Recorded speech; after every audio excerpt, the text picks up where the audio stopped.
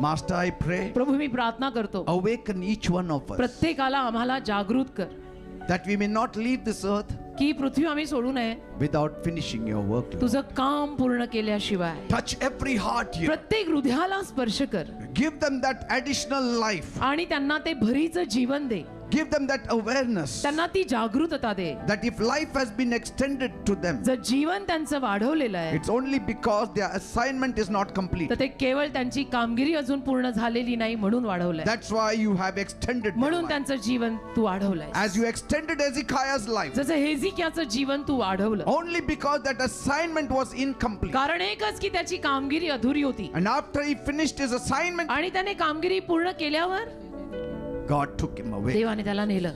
So each one of you is very important in the great puzzle of God. तर देवाच्या या मोठ्या puzzle मध्ये, कोड्यामध्ये तुम्ही प्रत्येक जण फार महत्वाचे आहात. Every one of you. प्रत्येक जण महत्वाचा You आहे. don't realize your value. तुम्हाला तुमची किंमत कळत नाही. You think you are one among the number. तुम्हाला असं वाटतं की लोकांच्या आकड्यांमधला मी एक आहे बस. No, you are that important puzzle. If it doesn't fit here, the picture is not complete. त्या कोड्यातला महत्वाचा भाग तू आहे. तो भाग नाही लावला तर ते कोडं, ते पझल पूर्ण नाही होत.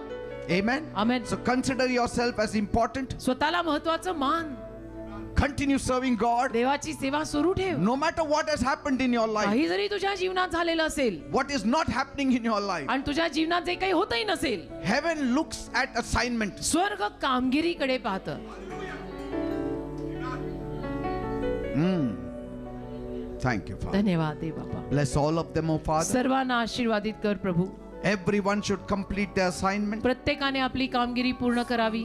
living for your kingdom, तुझ्या राज्यासाठी जगावं, living for Jesus. येशूंसाठी जगावं.